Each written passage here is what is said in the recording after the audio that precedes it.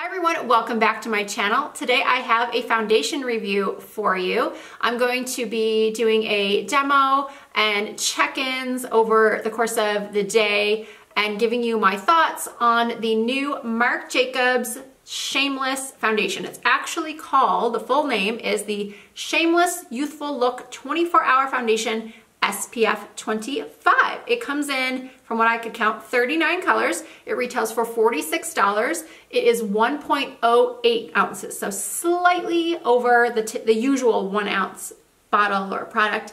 And it comes in this little squeeze tube. So it's not exactly luxury packaging, but it is travel friendly, that's for sure. And it just kind of twists off like this and you can squeeze it. So I chose the shade Medium Y320 because it is described on the Sephora website as being light medium with yellow undertones. So the product has no scent that I can detect, which is good for sensitive skin. There's no fragrance in it. It also is supposed to be good for all skin types, normal, dry, combination, oily. I have very, very oily skin. If you are new to my channel, if you've never seen a video of mine before, I feel compelled to share that with you, that my review is based upon my skin condition, my skin type, which is extremely oily, mature. So if you are someone with severely dry skin, I would take my review with a grain of salt because I'm coming at this from the perspective of somebody with a very oily skin. My opinions are based on my skin. So let's get to the demo. Okay, I'm sorry. I do want to touch on one thing before I get to the demo, and that is the ingredients in this foundation. I want to talk briefly about alcohol. Is alcohol okay to use in a cosmetic product? There's been a lot of talk about it. I've seen on YouTube where other YouTubers will say that you should avoid alcohol in a foundation at all costs, and that is just entirely up to you. This product does have alcohol as the 7th ingredient. That's according to what I saw on the Sephora website in the ingredients list. Now, I have heard, like most of you, there's been a lot of talk that alcohol is just bad for your skin, especially if you have sensitive skin, especially if you have oily skin, especially if you have aging skin. So I have heard all those same things as well. And I, of course, wanted to do my own research, as you all should, and I encourage you to make your own decisions. I have found websites that are very anti-alcohol in beauty products, and then I have found some recent data that suggests it's a myth, and I'm just going to read you a little bit of one that was written by a dermatologist in 2017.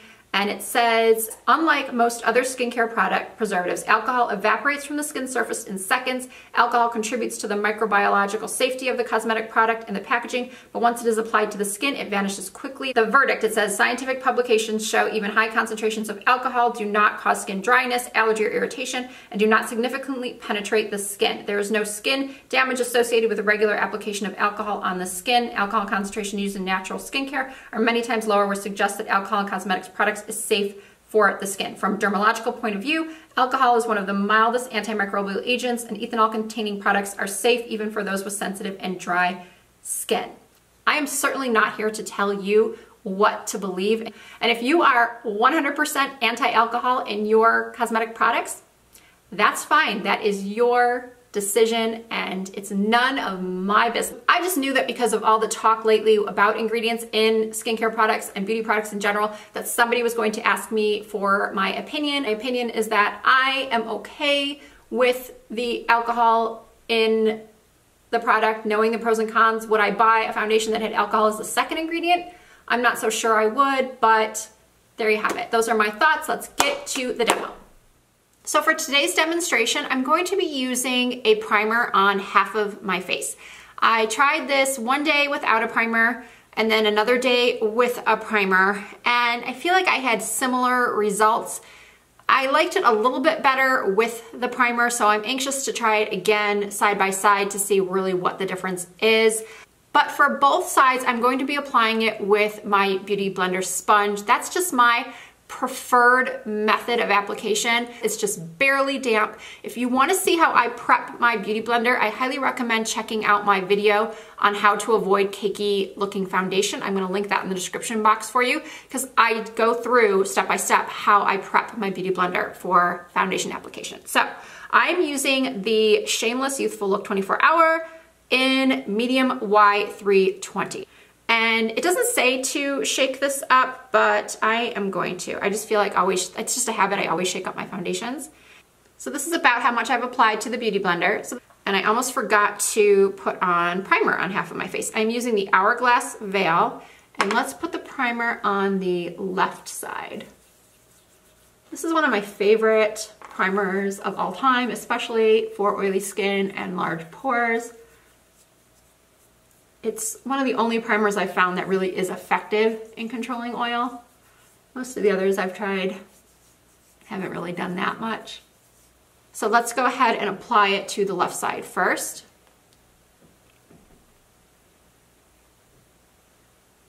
And I like to just bounce the beauty blender off of my face, like so. I'm kind of stippling it.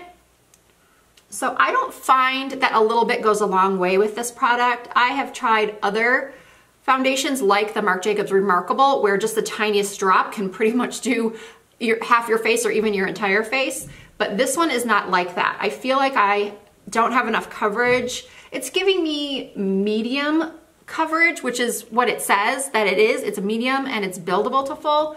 So we're gonna see if that is really true.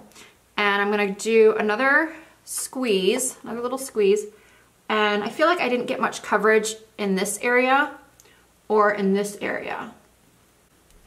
And even with another coat, it's not giving me full coverage. I would still say it's relatively medium. Now, when I say full coverage, I'm comparing it to something like an Estee Lauder Double Wear or MAC Studio Fix Fluid, or even the Marc Jacobs Remarkable. Those are, to me, full coverage. This is still not giving me full coverage.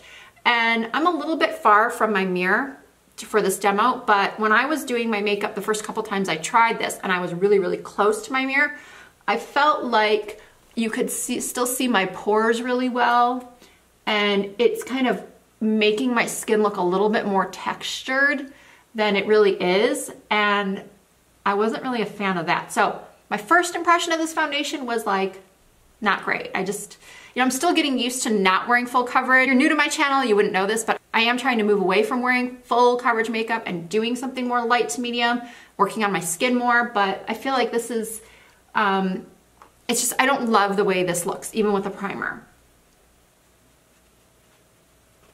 So here is the primed side. And now let's go and do the unprimed side.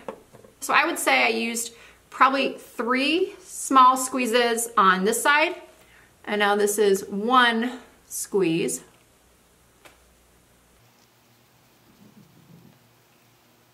And I think the color is a pretty good match. It's a little yellow, but once it sits, it kind of neutralizes. It doesn't oxidize or get orange or darken or anything. I haven't found that, but it does neutralize a little bit more. And I used this foundation in my last tutorial, and one person did comment that they said it was really yellow and that I should have color corrected first, but the yellow in the foundation is color correcting. It is taking away the redness in my skin. If it were really yellow, it would leave almost like a cast around my face, and I didn't find that with this at all. I have tried foundations that were too yellow for me, and it was kind of obvious. It almost makes you look a little greenish, but I find that this one, especially when I'm away from the cameras and in natural light, it's not too yellow. It's nice because it color corrects the redness in my skin. Now this side, I don't feel like I have as much to cover, so I'm not gonna go over it again, but maybe just for purposes of it being equal, I should. So yeah, I'm gonna go over a little bit more, just because if we're gonna do a true side-by-side comparison, I should have the same amount on each side, right? So I'm also finding I have large pores around my nose, really, really large pores, and it definitely isn't doing anything to minimize them. For a drier skin, as far as application, I would just worry that it would cling to dry patches. So make sure that you've exfoliated really, really well, because as I've said, I think a couple times now, that it's clinging to texture. I think it's emphasizing texture that I don't even really have. I wouldn't say it looks horrible, and a part of it could just be that I'm just getting used to not wearing that full coverage look. So we'll see after a couple hours. We'll do our check-ins and I'll give you my thoughts then. And of course, at the end of the day, after about 10 hours-ish, I will come back and give you my final thoughts. So I'm gonna finish putting on the rest of my makeup. I clearly need some under eye concealer, and I'll see you guys in a couple hours. Okay guys, it has been about 4 hours since I applied the foundation, and this is what it looks like currently. I would say, I don't know if it's showing that much in this lighting. Again, the lighting just makes such a difference, so you're just gonna have to trust me on this.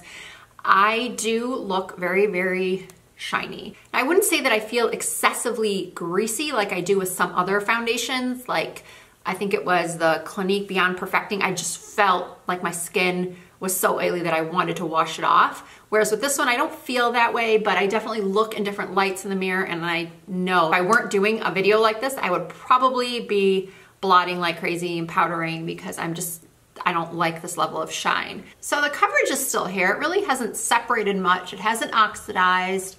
I still don't love the way it looks throughout my T-zone. It just doesn't look good. It really sinks in. It's sinking kind of into these lines right here, and I don't know. It definitely doesn't look good through here. I probably should mention that this side that has the primer does look a little bit better than this side. I feel like my pores look larger on this side than they do on this side.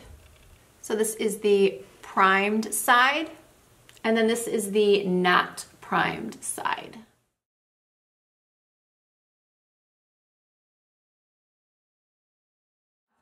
Okay guys, it has been about 11 hours since I applied the foundation, and I checked it out in different lights before coming down here to film.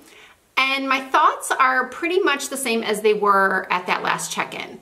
The staying power of this foundation is very, very good. It really hasn't separated too much on my face. I would say that the primed side has held up better than the not primed side. I am losing it a little bit over here by the side of my nose, but overall, I would say that the long wear claims are definitely true. My issue remains that my T-zone does not look good. It really has settled into those pores, made them appear even larger than they are. I am shiny overall. I don't feel like I've gotten that much more shiny since the last check-in. I would definitely normally be blotting and powdering at this point. I would have to say that for me, this is not a winner. I'm not super excited about this. It's not the worst foundation I've ever tried, but it's definitely not the best one for someone with oily skin and large pores. Who this would be good for would be someone with normal to combination skin, maybe slightly oily or slightly dry, and for someone who already has pretty good skin overall. If you have a lot of dryness, dry patches, large pores like myself, just texture issues in general, this is not gonna be ideal for you, in my opinion. But hopefully just seeing it on my skin and with the check-ins that it helped you with your decision whether or not you're going to give this one a try.